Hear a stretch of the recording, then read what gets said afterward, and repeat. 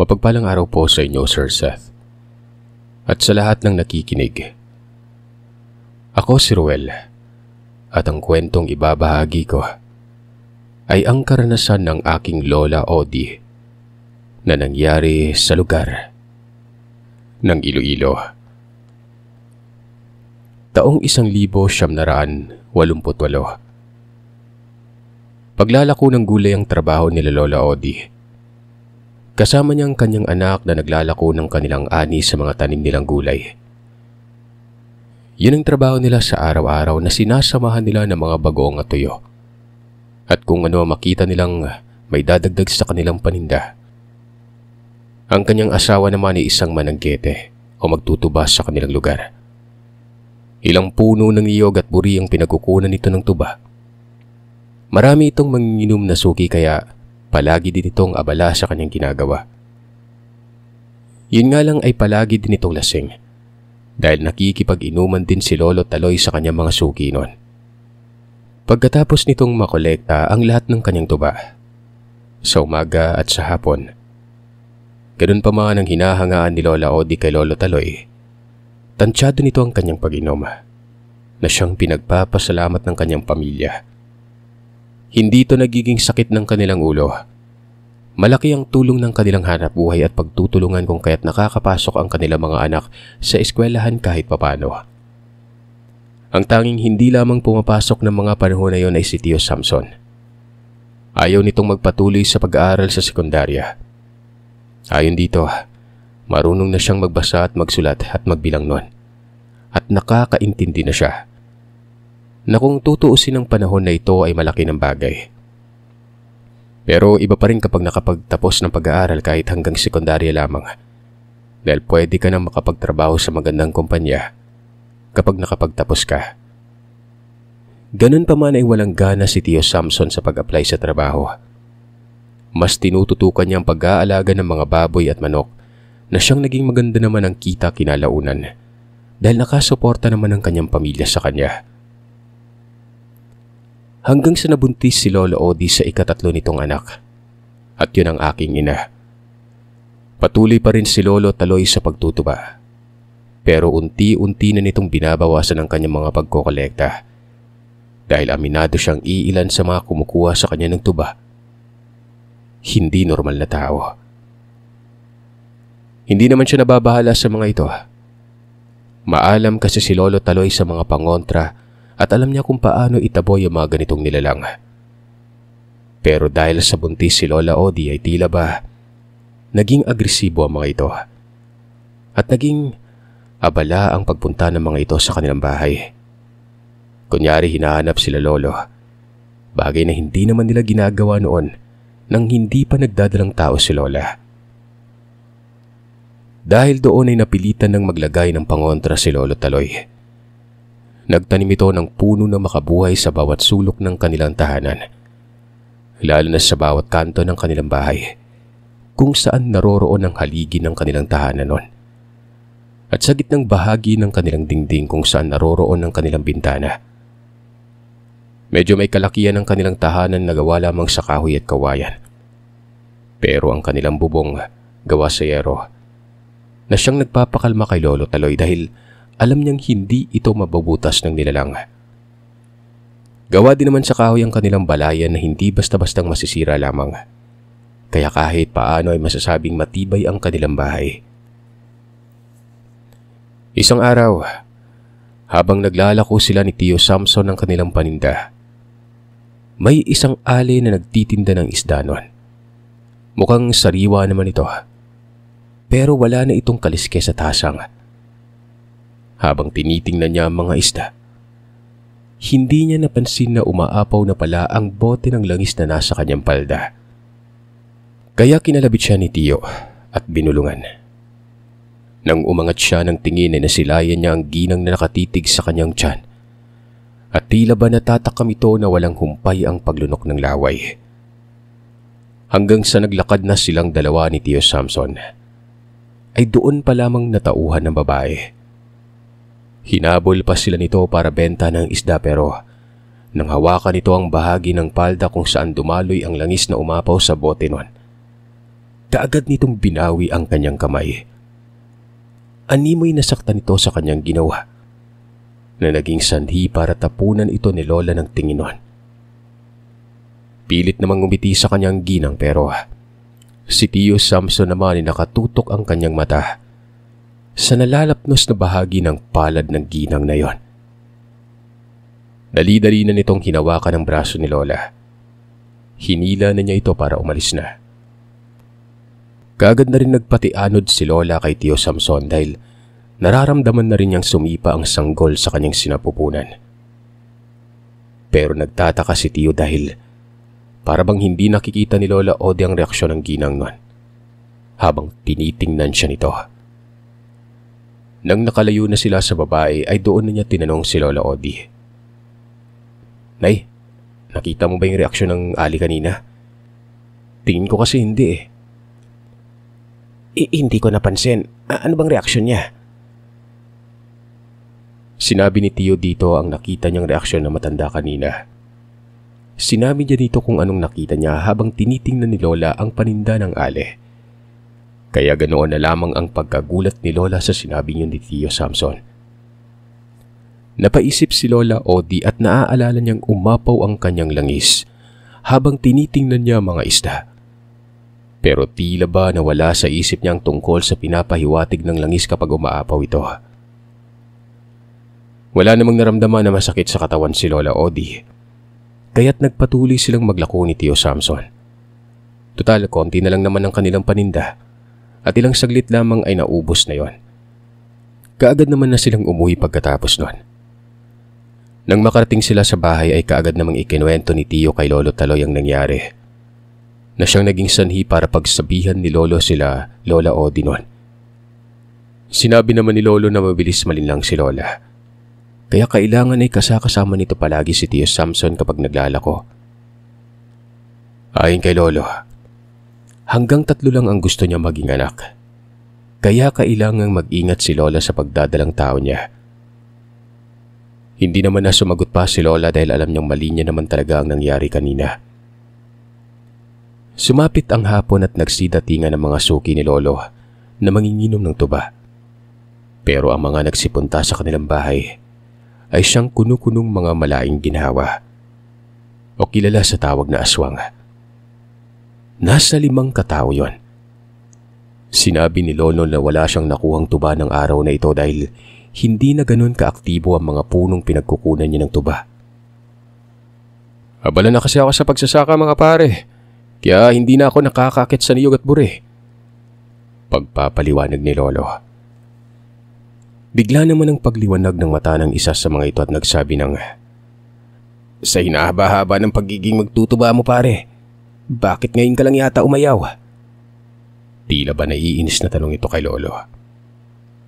Dahil siguro sa buntis yung may bahay niya pre, kaya takot na mabiktima ng aswang ang mag-ina niya.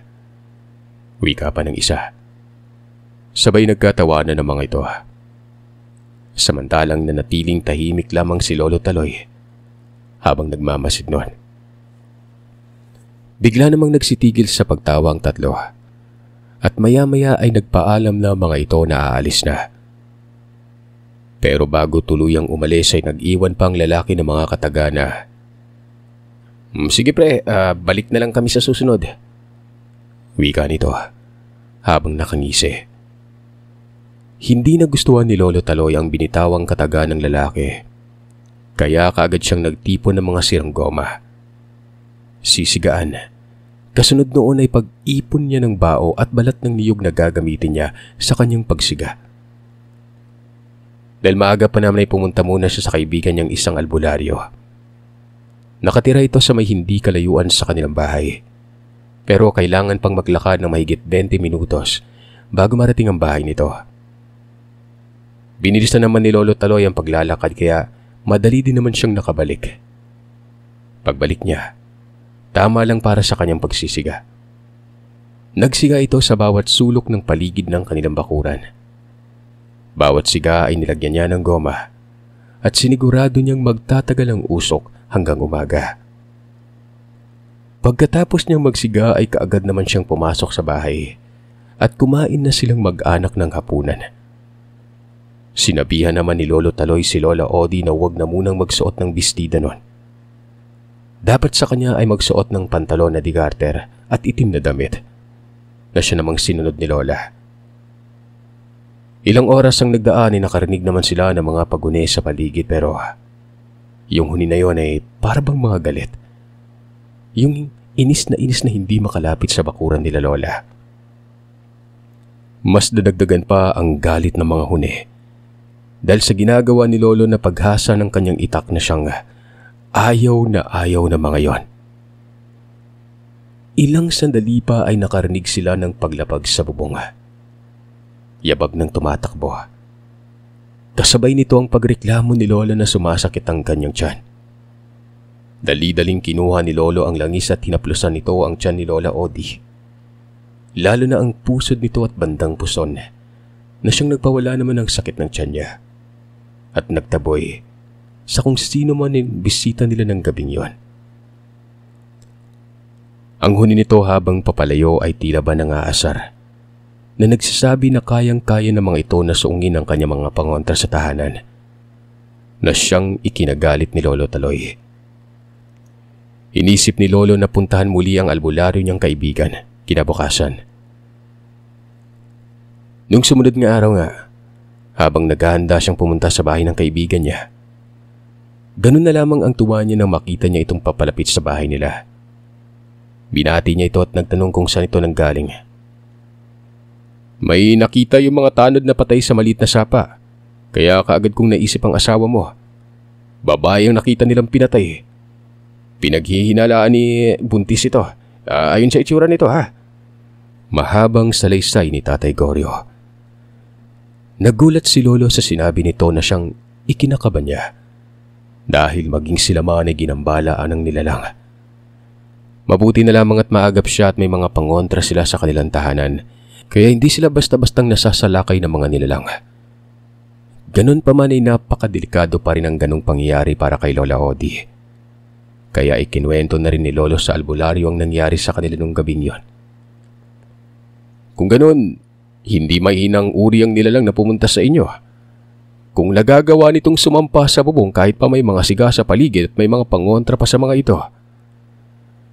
Tinanong naman ito ni Lolo kung ano ang kinakailangan niyang gawin para mapigilan ng mga nilalang sa pambibiktima sa pinagbubuntis ni Lola. Pinayuhan siya ng albularyo na manguha ng mga tinik ng ratan. Gawin niyang pambakod sa kanilang bintana at maging sa bubong at sa ilalim ng kanilang sahig para masigurado ang kaligtasan ng kanilang pamilya.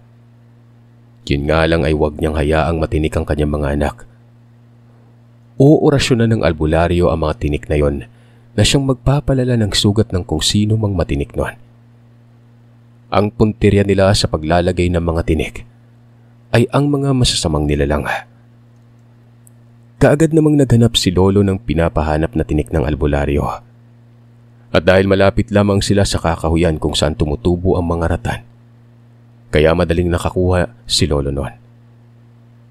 Tinulungan siya ni Tio Samson at ng albularyo ng araw na ito kaya kaagad din silang nakarami. Pagdating nila sa bahay ay nakita naman ni Lolo ang tatlong lalaki na manginginom ng tuba. Nakatayo sa hindi kalayuan ng kanilang bahay. Nakipagtitigan siya dito na nangangahulugan ng hindi siya susuko sa mga ito kahit na anong mangyari. Dahil sa klase ng titig niya yon ay siyang naging dahilan naman para makita niya ang panggagaliiti ng mga lalaking yon. Na tila ba kung wala lang ang manggagamot sa kanila, ay nilapitan na siya ng mga ito at nilapa. Dahil sa presensya ng manggagamot kaya hindi na nakakalapit ang mga yon. Pinayuhan naman ni Tatay Goyo si Lolo na palaging magbaon ng 2 piraso ng sanggot tuwing pupunta sa kanyang tubaan para meron siyang proteksyon. At mas mainam kung papatakan niya ng katas ng kalamansi ang matalas na bahagi ng sanggot para kapag nasugatan ng mga nilalang ay mahihirapan ng mga itong gamutin ang sugat na gawa ng sanggot na may bahid ng katas ng kalamansi nun. Kaagad namang sinunod yun ni Lolo at dinala niya ito nang pumunta siya sa Niyugan kinahaponan. Nasa huling puno na siya ng niyog ng kanyang inaakyat nang dumating ang isang suki niyang aswang. Pre, pabili nga ng 1 galon na tuba. Wika dito. Kagad naman niyang binigay dito ang 1 galon na tuba. Kinuha naman yon at nagkabot ng bayad. Hindi na pre, sa'yo na yan. Tuba lang yan. Mas malaga sa akin yung pamilya ko. Sumagot naman yung lalaki na pagpasensya na umano yung 2 kasama niya. Kaya niya sinasamahan ng mga ito ay para mapigilan niya mga ito kapag ginawan ng hindi maganda si Lola. Matagal na tayo magkaibigan pre. Simula pagkabata pa lamang ay magkasama na tayo. At alam mong nakuha ko yung pagiging aswang ko sa lola ko. At alam mong ang uri namin ay hindi nang bibiktima ng mga tao. Si Dario at Udog ang hindi naman dito lumaki sa lugar natin. Kailan lang naman sila lumipat dito hindi ba? Wala pang 10 taon. Pagpapaalala nitong kaibigan ni Lolo na pangalanan na lamang nating Mang Septimo. Naupo si Lolo at nakipag-usap dito. Doon ay nalaman ni Lolo na si Udog ang may kagagawan ng pagpatay ng babaeng buntis na nasa sapa nun. Narinig ni Septimo ang paghingi ng saklolo ng ginang. Pero huli na nang maabutan niya ito. Nadatnan niyang nilalantakan na ni Udog ang sanggol at kinuha nito ang laman loob ng babaeng yon. Ayon dito ay ibibigay niya ito kay Dario na noon ay nagagalit dahil sa ginawa ni Lolong pagsiga sa bawat sulok ng bakuran. Alam mo pre, kaya nagawang sumulong ni Udog sa bahay niyo. Nakakain ng sanggol Kapag nakakakain yun, nadadagdagan yung lakas niya. Pagkikwento ni Septimo. May kinuha si Septimo sa bulsa nito at ibinigay kay Lolo. Isang bote na may lamang abo. Ayon kay Septimo, ang abong yun ay abo ng isang aswang na gabunan na siyang natalo ng kanyang lola. Hinaluan niya yun ng apog at dinurog na bato ang asin. Pinaghalo niya ang 3 sangkap na yon at mabisa itong pangontra sa mga aswang. Sinabihan din siya ni Mang Septimo na para masigurado na totoo lahat ng sinabi niya, ipasuri ito kay Tatay Goyo. Nagtiwala naman si Lolo sa kababata. Nagpaalam si Lolo kay Septimo. Mag-alas 5 na kasi yun ng hapon, kaya kailangan na niya makauwi. Paglabas nito sa niyugan, ay siyang paglabas naman nila Udog at Dario. Akmang lalapit na mga ito pero tinawag ang mga ito ni Mang Septimo. Sinabihan nito ang 2 na hayaan na nilang makauwi si Lolo kung kaya't hinayaan din naman ng 2 na makauwi ito. Pero sinabihan siya ng mga ito na, maswerte ka ngayon pre. Ipagpanalangin mo na lang na maswerte ka hanggang bukas. Wika ni Dario. Hindi na lamang yun pinansin ni Lolo at diretso na siyang umuwi ng bahay. Pagdating niya sa bahay ay natatnan naman niya si Lola nang nagsisiga na sa bakuran. Katulong nito si Tio Samson at si Tia Tali. Habang pumapasok si Lolo sa loob, natanaw niya si Aling Lucrecia na nagtitinda ng mga kakanin sa kanilang lugar. Nakatanaw ito sa kanilang bakuran, pero hindi naman ito lumalapit. Tinanong ito ni Lolo kung ano ang kailangan niya. Pero imbis na sumagot ay kaagad itong tumalikod at naglakad palayo. Baka hindi niya kaya yung pangontra tay. Kaya lumayo na lang. Wika ni Tia. Sinabihan naman ito ni Tio Samson na manahimik na at baka marinig pa ito ng ginang. Pagkatapos nila ng kanilang ginagawa sa labas ay nagsipasok ng mga ito. Nagluto na si Lola ng kanilang hapunan. Habang kumakain ng hapunan ay nagkwento naman si Lolo kung ano ang nangyari sa niyugan, na siya namang nagbigay ng takot sa mga bata. Sinabi na rin ni Lolo na para siguradong ligtas silang lahat sa panganib, ay huminto na muna si Tia Tali sa pag-aaral. Nung una ay umiyak pa si Tia pero kinalaunan ay wala na rin naman itong nagawa. Kailangan niyang sundin ang sinasabi ni Lolo. Para din naman yan sa kanilang kapakanan. At dahil hindi pa naman ganon kalaki ang tiyan ni Lola, kaya't iba yung pag-iingat pa ang kanilang kailangan. Pagkatapos ng ilang oras ay nagsimula na naman sila makarinig ng mga huni. Sa pagkakataong ito, parang sisiw na mga ibon yon. Hindi rin naman matukoy ni Lolo na manok dahil alam ni Lolo na kakalimlim pa lamang ng mga manok sa mga itlog nito. Kung kaya't alam niyang aabutin pa ito ng 3 linggo bago nila marinig ang unti-unting paghuni ng mga sisiw nito. Nang mga oras na iyon ay kakaibang huni ng sisiw. Hindi naman nabahala si Lolo dahil punong-puno ng tinik ang ilalim ng kanilang papag. Ganon din ang kanilang bubong at bintana. Maging ang mga may butas na bahagi ng kanilang dingding at papunta sa bubong ay nilagyan din ng tinik ng ratan ni Lolo Taloy. Kung kaya't alam nilang walang mangyaring masama sa kanila. Basta ba nasa loob lamang sila ng bahay. Mabilis na lumipas ang mga oras hanggang sa sumapit na lamang ang umaga. Unti-unti nang nawala ang mga nilalang na yon. Kinabukasan ay muling pumunta si Lolo sa niyugan para anihin ang kanyang mga tuba. Sa pagdating niya sa niyugan ay nakita niya si Dario. Nakangisi ito habang nakatingin sa kanya. Tinanong naman niya ito kung gusto ba nitong bumili ng tuba. "Hindi na pre. Babayaran ko nang yan at ibigay na lang sa iba mamaya." Wika nito sabay abot ng 300 kay Lolo. Ayaw sanang tanggapin yun ni Lolo pero nagpumilit si Dario na tanggapin ang pera. Kaya wala siyang nagawa kundi ang sabihin kay Dario na, "Sige pre, iiwan mo na lang dyan ang pera. Ako rin bahala mamaya." Dahil sa sinabi nito ay napangisi naman si Dario. Iniiwan ang pera sa tabi ng galunan ng kanyang tubanon. Nang makakit na si Lolo sa panghuling puno ng niyog na pinagkukunan niya ng tuba, laking gulat na lamang niyang naroroon sa taas si Septimo. Kaagad naman itong sumenyas ng tahimik, kaya hindi nagawa ni Lolo ang mag-inay. Mula doon ay sinabi ni Septimo na ang mga tuba na inani ni Lolo, maliban sa panghuling puno ng niyog na yon, may lason. Nilawayan ang mga ito ni Dario bago pa man makarating si Lolo sa lugar. "Hindi mo pwedeng ibenta yung mga nakuha mong tuba, Taloy. Ikaw ang mapapahamak." Tumango na lamang si Lolo. Kaagad niyang kinuha ang pera kasama ang tuba. Pagdating sa kanilang bahay ay dali-dali niyang nakita ang lata na siyang ginagamit niya kapag pinapakuluan niya ang tuba para gawing gas o di kaya ilang panog. At dahil sa sinabi ni Septimo sa kanya ay naisip niyang gawing gas na lamang ang tuba na yon. Tamang-tama lamang din yun dahil sa malapit na rin ang mga maubos ng kanilang gas. Isinali na niya sa lata lahat ng nakolekta niyang tuba. Pinainitan niya ito sa ilalim ng araw at naisip niya na yung makukolekta niyang tuba mamayang hapon ay idadagdag na lamang niya dito. Wala naman siyang pinagsabihan ng mga nangyari sa niyugan. Ayaw niya kasing pagbawalan siya ni Lola Odi na magpunta dito. Pag nangyari yun ay wala na talaga sila mapagkukunan ng pera. Sa ngayon ay maayos pa sila dahil sa maraming gulay ang kanilang naaani sa kanilang bakuran.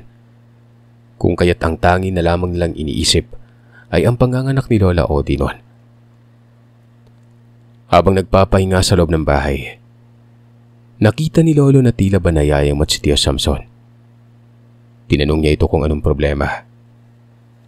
"Hanggang kailan ba tayo magtatago na lamang, Tay? 3 buwan pa bago manganak si Nanay. Yung bigas natin hindi naabot ng 3 buwan. Wala ba tayong pwedeng gawin para mapuksa o matakot yung mga demonyo na yan?"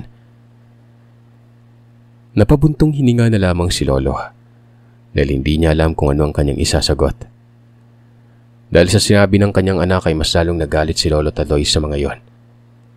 Nang tanghaling yon, imbis na matulog ay hinasa ni Lolo ang kanyang sanggot. Pagkatapos mahasa ay pinahiran niya ito ng katas ng kalamansi. Kung dati ay isang sanggot lang ang pinapahiran niya ng kalamansi noon, ngayon ay 2 na. Total, hindi naman niya ibebenta ang tuba eh. Iluluto niya naman ito para gawing gas kaya kahit maasim ito at may halo, ayos lang. Pagsapit ng 4:00, ay kabilaan ng sanggot ni Lolo na siya namang palagi niyang ginagawa. Bitbit ang malaking container ay naglakad na ito papuntang niyugan. Sa kanyang pagbaba ng niyog at naghahanda na para umuwi, kaagad na lumitaw sina Dario at Tudog sa kanyang harapan. Nakangisi ang mga ito na tila ba may binabalak na masama sa kanya. "Masyado kang sigurista, pre. Pinalibutan mo ng tinik yung buong paligid ng bahay mo. Nakita mo to? Pinapahirapan mo ako ngayon. Namumuro ka na Kaya mas mainam pang tapusin ka na namin. Kayo yung sumugod sa bahay ko at balak na biktimahin yung asawa at anak ko mga pre. Ama ako, kaya responsibilidad ko na protekta ng pamilya ko sa mga nilalang na kagaya nyo. Umangil si Dario. Si Udog naman ay naganda na para sumalakay. Sinugod nito si Lolo. Pero bago pa man naabot si Lolo ay may sumalo sa mahaba nitong kamao nun. Walang iba, kundi si Septimo. Mabalahibo na ang katawan ni Septimo noong mga panahon na ito. Mahaba na rin ang mga kuko. Siya ang humarap kay Udog na noon ay galit na galit. Si Lolo naman ay hinarap si Dario na noon ay tila ba nagulat sa nakita nito kay Septimo. Maya-maya pa ay nagsabi si Dario na nagkukunwaring mabait si Septimo dahil gusto niyang masolo ang sanggol. Huwag mo nang siraan pang kababata ko. Bata pa lang kami, magkasama na kami ni Septimo. Natutulog pa yun sa bahay nun habang buntis yung asawa ko. Kaya walang kwenta yung paninirang binibitawan mo. Naging dahilan para tuluyan siyang sugurin nitong si Dario. Naabot nito ang ibabang bahagi ng tagiliran ni Lolo. Pero naggawa namang mataga ni Lolo ng sanggot ang puno ng leeg nito. Na siyang dahilan para humiyaw ang nilalang. Dahil sa lalim ng sugat na nagawa ng sanggot. At sa hapdi ng sugat na mas lalong nagpalala dahil sa katas ng kalamansi. Kaagad na tumakbo palayo si Dario habang humihiyaw na parabang isang halimaw. Pero hindi din ito tuluyang nakalayo dahil dumating ang albularyo na siyang panay ang pagsambit ng buhay na kataga na siyang mas nagpapahirap pa sa paglakad ni Dario at siyang nagpapahina rin kay Udog at Septimo. Ang mga buhay na salita na iyon ay siyang nagpapahirap sa espiritual na kakayahan ng mga nilalang na siyang naging sanhi para manghina ang tatlong aswang. Sinabihan ni Tatay Goyo si Lolo Taloy na alalayan na niya si Septimo at lisanin na ang niyugan na siyang kaagad naman itong ginawa. Iniwan na lamang niya ang container na puno ng tuba. Sa halip ay si Septimo na ang inaalalayan niya para dali-daling ilabas na sa lugar. Nanghihina na kasing kaibigan niya noon. Dali-dali niya itong dinala sa kanilang bahay. Pero kagad itong pinigilan ni Septimo. Pre, wag. Nasa aswang na kaanyuan ako at nanghihina. Nangangailangan ako ng dugo na nanggagaling sa buhay. Buntis si kumari at hindi ako maaring humarap sa kanya. Baka hindi ko matansya yung hayop na nasa katawan ko. Kahit manok na buhay lang pre, pahingi ako kung pwede. Dali-daling tumakbo si Lolo papasok sa kanilang bakuran.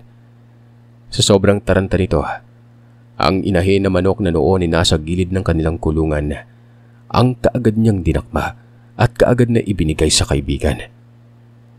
Dali-dali namang kinagat ni Septimo ito gamit ang matutulis nitong pangil at kaagad na sinipsip ang dugo niya. Nawala na sa isip ni Lolo ang takot at pandidiri sa kanyang nakita noon. Pagkatapos masipsip ang dugo ng kaawa-awang manok ay unti-unti nang bumalik ang lakas ni Septimo.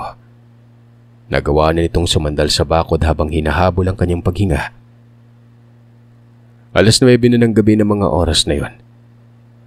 Rinig nila Tio Samson at Lola Odi ang nangyayari sa labas pero hindi na sinubukan ng mga ito ang lumabas pa. Nagpasalamat si Septimo sa ginawang pagliligtas sa kanyang Lolo. Pero sabi naman ni Lolo, siya dapat ang magpasalamat sa kababata niya. Dahil hindi lamang buhay ni Lolo ang sinagip nito, kundi maging ang buhay ng kanyang buong pamilya.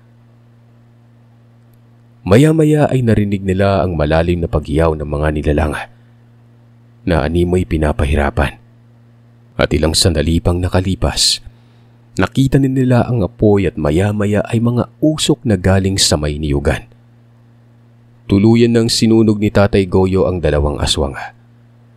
Nakaupo lamang silang dalawa sa upuan sa bakuran ng bahay. Hanggang sa dumating na si Tatay Goyo, bitbit ang container na may lamang tuba. Nagpasalamat si Lolo sa albularyo dahil kung hindi ito dumating ay baka tuluyan na siyang napahamak. Doon ay tiningnan na ni Tatay Goyo ang tagiliran ni Lolo na natamaan ng pagsaksak ng aswang. Mabuti na lamang at hindi pala ito malalim o malaki dahil sa tumama ang kuko nito sa tagiban ng sanggot. Doon na lamang naalala ni Lolo ang isa niyang sanggot na naiwan pala sa lugar. Hindi na niya ito inisip ang balikan. Sinabi ni Tatay Goyo na nahuli ito ng dating sa Diugan dahil sa inasikaso pa nitong babaeng aswang na nagbabalak ding sumalakay sa kanilang tahanan. Hinintay lamang ng aswang na ito na makaalis si Lolo Tatoy papuntang Niugan nang lumitaw ito sa harap ng bahay nila. Sakto naman ang pagdating ng albularyo dahil tanghali pa lang ay nakatanggap na ito ng masamang balita sa hangin. At dahil si Lola Odi lamang ang buntis sa kanilang lugar na mga panahon na yon, kaya kaagad na natumbok ng albularyo ang balak ng mga nilalang. Dali-dali itong pumunta sa bahay nila Lolo at yun nga ang kanyang inabutan. Pagkatapos niyang maengkwentro ang babae ay dali-dali na rin siyang pumunta sa may Niugan kung saan nangyari ang pagbubuno. Sa kabila ng mga nangyari ay nagawa pa rin ng tatlo na mag-inuman. At dahil alam na ni Tio Samson na ligtas na sila, nagawa na nitong lumabas at makinig sa kwento ng mga nakakatanda. Hinayaan na lamang nila ito. Ayon pa kay Tatay Goyo ay mas mainam nga yan para hindi lumaking mangmang si Tio pagdating sa ganung uri ng mga pangyayari. Kinabukasan ay pinunta nilang tahanan ni Dario at ng kapitbahay nitong si Udog. Wala na silang naabutan sa lugar. Nakaalis ng pamilya ng dalawa na siyang sinabi ni Tatay Goyo na nangangahulugan lamang na hindi din ordinaryong tao ang mga kasamahan ng dalawa. Pero umasa naman sila na tumakas na mga yon at nilisan ng kanilang lugar. Ilang buwan ang lumipas. Tuluyan ng nakapanganak si Lola. Yun ay si Nanay. Maayos naman ito. At dahil naging abala sa gawaing bahay at sa sariling pamilya si Lolo Taloy, kaya hindi na nito nabisita ang kanyang kababata na si Septimo. Hanggang sa naisipan niya itong bisitahin isang araw. Hindi niya kasi maisantabi ang kanyang isipan na nagsasabing hanapin niya ang kanyang kaibigan. Ilang araw na rin hindi ito mawala-wala sa kanyang isipan noon. Nang lumuwag ang kanyang oras sa ito kaagad ang una niyang pinuntahan.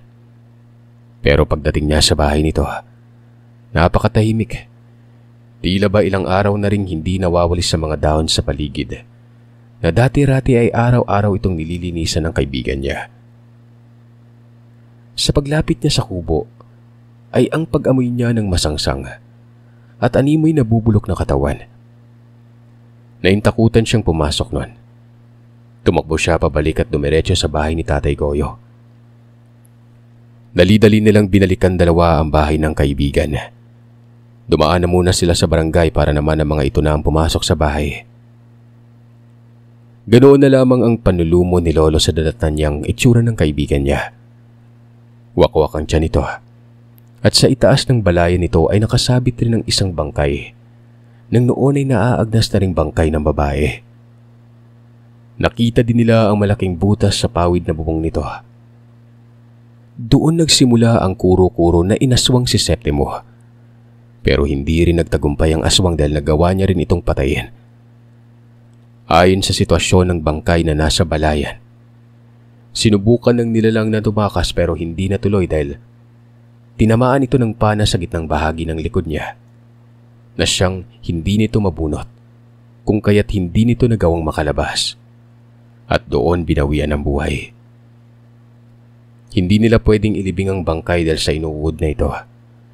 Kaya ang tanging nagawa na lamang nila, dasalan at sunugin yon. Napaiyak si Lolo Taloy. Para sa kanya yun ang resulta ng pagtulong ng kanyang kababata para iligtas ang kanyang pamilya.